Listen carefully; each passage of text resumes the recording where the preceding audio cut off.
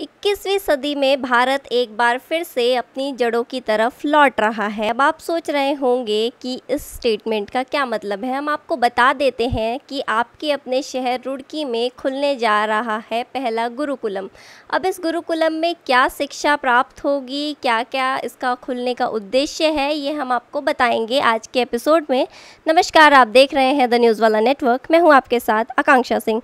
आज इस विषय पर बात करने के लिए हमारे साथ मौजूद हैं आचार्य रमेश सेमवाल जी। आज हम गुरु जी से बात करेंगे, आचार्य जी से बात करके जानेंगे कि इस गुरुकुल को खोलने का उद्देश्य क्या है, किस तरह की शिक्षा इसमें विद्यार्थियों को दी जाएगी और इससे भारतीय संस्कृति पर आखिर क्या फ़र्क पड़ने वाला है।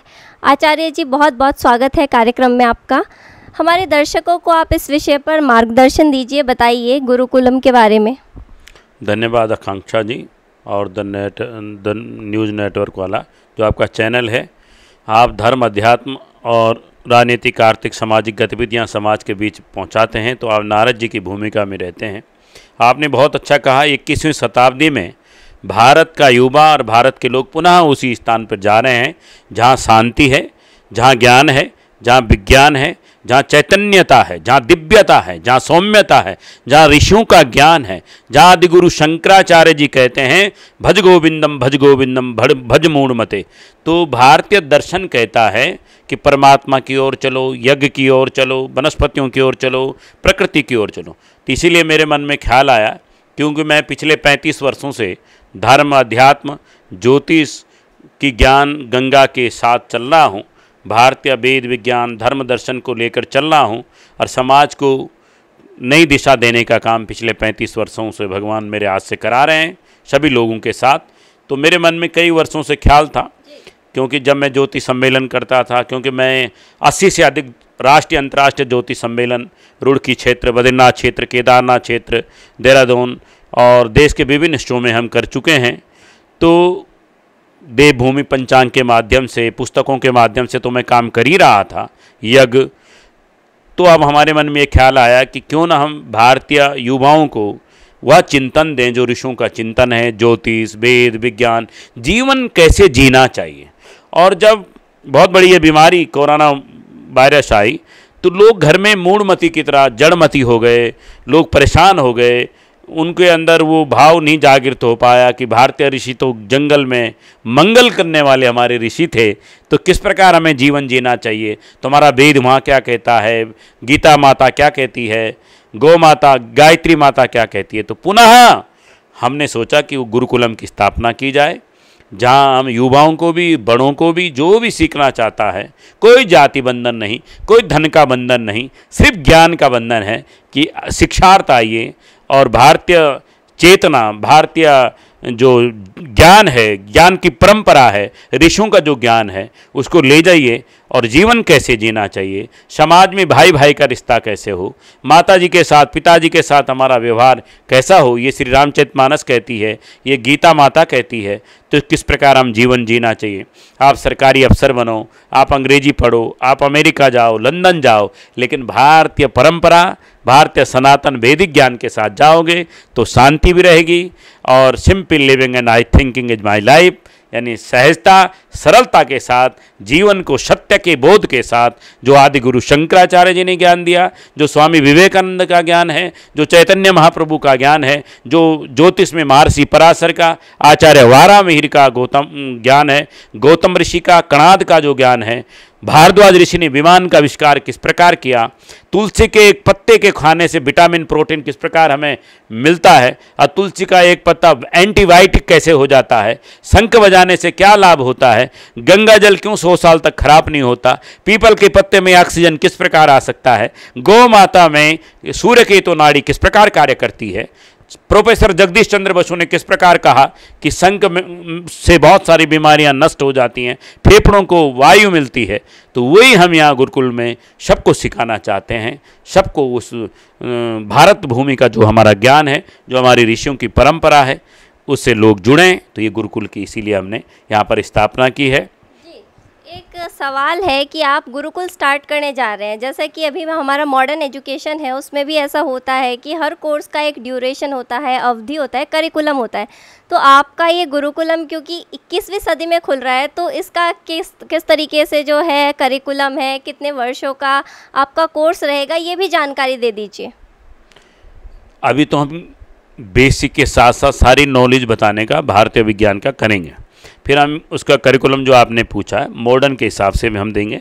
तो जैसे फिजिक्स का अलग टीचर होता है, केमिस्ट्री का, बायोलॉजी का, विज्ञान में सब मॉडर्न होता है, उसी प्रकार हम भी संस्कृत का टीचर, एस्ट्रोलॉजी का, हस्तरेखा का, सब चीज़ का हम अलग अलग व्यवस्था करने वाले हैं। शीघ्र अक्टूबर में जैसे ही उद्घाटन होगा उसके बाद हम अपना पूरा परिपत्र जारी करेंगे कि हमारे नियम क्या हैं, हमारा सिद्धांत क्या है, कितने साल का कोर्स होगा। अभी तो हमने इस प्रकार का कोर्स रखा है तो छात्र अपना जो कर रहे हैं वो करते रहें, लेकिन हमारे गुरुकुल में आकर के इतवार को आ सकते हैं, शनिवार को आ सकते हैं, रोज़ भी आ सकते हैं। अभी हमारे गुरुकुल में आइए और भारतीय ज्ञान परंपरा को सीखिए। बड़े भी आ सकते हैं, कोई हमने जाति बंधन या कोई हमने आयु बंधन या धन का बंधन कुछ नहीं रखा है। हिंदू चैतन्य में आस्था रखने वाले कोई भी लोग आ सकते हैं और सीख सकते हैं, किसी भी उम्र का कोई हो, कोई बंधन नहीं है कि 60 साल का नहीं आ सकता, 70, सब आ सकते हैं। भागवत पुराण को सीखना हो, सूर्य का विज्ञान क्या है, सूर्य को अर्घ देने से क्या लाभ होता है, हिंदू धर्म संस्कृति में विज्ञान क्या है, अध्यात्म कैसा है, ऋषि किस प्रकार 1000 वर्ष तक जीते थे और उनको बीमारी नहीं होती थी, वो ध्यान योग करते थे, प्राणायाम करते थे, संस्कृत के श्लोकों का उच्चारण करते थे, वेद पाठ करते थे, यज्ञ की थेरेपी थी, योग की थेरेपी थी और आयुर्वेद की थेरेपी थी, तुलसा पत्र खाते थे, कंदमूल फल खाते थे और कोई बीमारी उनको नहीं होती थी। आजकल तो शुगर है, किडनी की समस्या है, आँखों की बीमारी है, लोग देर में उठते हैं, सूर्य भगवान को अर्घ नहीं देते, शाम को देर में सोते हैं। खाने का किस प्रकार गीता माता कहती है, सतोगुणी भोजन, रजोगुणी भोजन, तमोगुणी भोजन, 3 प्रकार के भोजन का वर्णन गीता माता भी कहती है। तो गीता किस प्रकार जीवन जीना सिखाती है, ज्योतिष ग्रह नक्षत्रों का प्रभाव किस प्रकार जीवन में शुरू हो जाता है, किस नक्षत्र में, किस योग में, किस करण में, किस मुहूर्त में आपका जन्म हुआ, उसका आपको किस प्रकार वो पड़ता है। तो करिकुलम हम सब बनाएंगे। अभी तो हमने अक्टूबर में मुहूर्त करना है और उसके बाद हम उसका सारा डिटेल आपको भी बताएंगे और जो पढ़ने आएंगे उनको भी फार्म परिपत्र भरा जाएगा और इसका रजिस्ट्रेशन भी हम गुरुकुलम का करने वाले हैं। तो ये रजिस्ट्रेशन होगा उत्तराखंड संस्कृत विश्वविद्यालय से या कहीं से भी, तो उनको कोर्स का बाकायदा डिग्री दी जाएगी। और ऐसा नहीं करेंगे हम, जो रेगुलर हैं वो रेगुलर में पढ़ेंगे, लेकिन जो कोई वैसे आना चाहता है रोज़ 2 घंटे के लिए, 1 घंटे के लिए, उनको भी पूर्ण ज्ञान दिया जाएगा। यानी ये अतिरिक्त शिक्षा होगी। आप अगर फिजिक्स पढ़ रहे हैं, केमिस्ट्री पढ़ रहे हैं, बायोलॉजी पढ़ रहे हैं, जूलॉजी पढ़ रहे हैं, मैथमेटिक्स पढ़ रहे हैं, कॉमर्स पढ़ रहे हैं, पढ़िए आप अपना, लेकिन 2 घंटे 4 घंटे हमें भी दीजिए। आप सोशल पढ़ रहे हैं, सोशल वर्कर हैं, आप कुछ और हैं, टिक्नोमेट्री पढ़ रहे हैं, एग्रीकल्चर पढ़ रहे हैं, पढ़िए, हमें कोई दिक्कत नहीं, लेकिन भारतीय ज्ञान को भी ग्रहण कीजिए। महिलाएं आ सकती हैं, पुरुष आ सकते हैं, कोई भी आ सकता है। किसी प्रकार का हमने फीस का भी अभी कुछ वो नहीं रखा है, निःशुल्क है सब अभी। तो गुरुजी ने हमें बता दिया है कि इसमें किसी प्रकार का बंधन नहीं है, ना तो आयु का, कोई भी व्यक्ति आ सकता है, किसी जाति का हो, किसी उम्र का हो, सिर्फ एक भारतीय संस्कृति में आपकी आस्था होना चाहिए, इतना बहुत है। तो गुरुजी इसका शुभ आरंभ कब से होने जा रहा है, और अन्य कोई जानकारी जो आप हमारे दर्शकों को इस गुरुकुलम के रिगार्डिंग देना चाहते हैं, आप वो प्लीज़ शेयर कीजिए। बहुत बहुत धन्यवाद बिटिया, आपने बहुत अच्छा प्रश्न किया है। इसका उद्घाटन हम अक्टूबर में नवरात्र में विजयदशमी दशहरे के दिन करने वाले हैं और हमारे पास अनगिनत शास्त्र हैं। मुझे दुख इस बात का है कि लोगों ने शास्त्र पढ़ने छोड़ दिए हैं। युवा भी गूगल पे आ गया है, मोबाइल पे, बड़े भी आ गए, छोटे भी आ गए। मैं बुरा नहीं मानता, गूगल पे जाइए, मोबाइल मैं भी यूज करता हूँ, मैं भी फेसबुक, इंस्टाग्राम सब पे हूँ, लेकिन एक सीमा होनी चाहिए। मेरे यहाँ ग्रंथों का आपको भरमार मिलेगा, हमारे पुस्तकालय में ग्रंथ जरूर पढ़ने चाहिए। पुस्तकें हमारी सच्ची मित्र हैं, पुस्तकों से बड़ा मित्र संसार में कुछ भी नहीं है। आप शंकराचार्य जी के ग्रंथ पढ़िए, विवेकानंद जी के ग्रंथ पढ़िए, महर्षि पराशर के ग्रंथ जरूर पढ़ने चाहिए।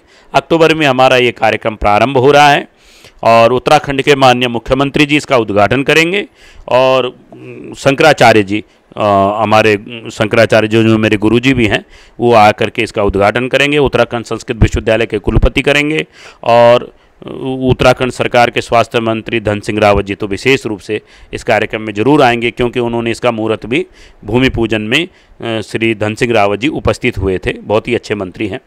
और दूसरा मैं ये कहना चाहता हूँ कि परसों 13 तारीख को नाग पंचमी है, 13 अगस्त शुक्रवार 2021 को। तो 13 अगस्त को यहाँ पर बहुत बड़ा कष्ट निवारण यज्ञ रुद्राभिषेक का कार्यक्रम है, भंडारा है। उस दिन भी देश के जाने माने संत महंत यहाँ पर पहुँच रहे हैं। तो 13 अगस्त 2021 शुक्रवार के दिन भी 9 बजे से 2 बजे तक यहाँ विशेष कार्यक्रम है। इसमें मैं सभी लोगों को, भक्तजनों को आमंत्रित करता हूँ। और अक्टूबर में इसका गुरुकुलम का मुहूर्त होगा। यहाँ रुड़की में ऐसा गुरुकुलम नहीं है अभी, तो हमने ये प्रयास किया है। रुड़की की जनता बहुत ही अच्छी जनता है, बहुत धार्मिक लोग रुड़की में रहते हैं, चाहे राजनेता भी बहुत अच्छे हैं और जनता भी बहुत अच्छे हैं।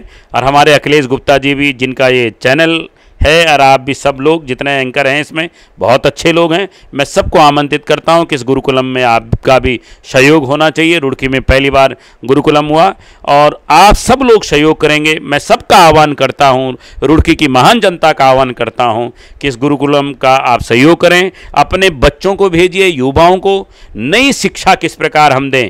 हम पढ़ा लिखा इंसान बनाना चाहते हैं, अच्छी नौकरी कराना चाहते हैं, लेकिन अच्छा इंसान भी बनाना चाहिए। वो अपने जीवन को कैसे जिए, सत्य के मार्ग पर किस चले, सिंपल लिविंग नाइट थिंकिंग कैसे करें। स्वामी विवेकानंद ने कहा था आप सर्वश्रेष्ठ व्यक्ति हो, लेकिन सर्वश्रेष्ठ व्यक्तित्व तो कहाँ से आएगा? वो आएगा अध्यात्म से, वो आएगा ज्योतिष से, वो आएगा धर्म गुरु से, धर्म जागरण से। तो धर्मो रक्षति रक्षता, तो धर्म की रक्षा करोगे, धर्म आपकी रक्षा करेगा। हम तो 35 साल से साधु जीवन जी रहे हैं। आप सबका आह्वान करते हैं कि आप आइए और इस गुरुकुलम में शिक्षा पाइए, ग्रंथों का अध्ययन करिए, और इन ग्रंथों के अध्ययन से राष्ट्र को, इस भारत राष्ट्र को नई चेतना के साथ स्वामी विवेकानंद के सपनों को, ऋषियों के सपनों को साकार करें। इसी एक वाणी के साथ आप सबका बहुत बहुत धन्यवाद। तो दर्शकों, गुरुजी ने आपको अपना संदेश दे दिया है। आप लोगों को अगर इस विषय में रुचि है, भारतीय संस्कृति से संबंधित आप कुछ भी सीखना चाहते हैं, तो आप यहां पर एक बार आ सकते हैं। गुरुजी के मार्गदर्शन में आप जो है भारतीय संस्कृति की विभिन्न विद्याओं को सीख सकते हैं। और अगर आपको वीडियो अच्छा लगा है तो लाइक, शेयर और सब्सक्राइब करना ना भूलें। बहुत बहुत धन्यवाद।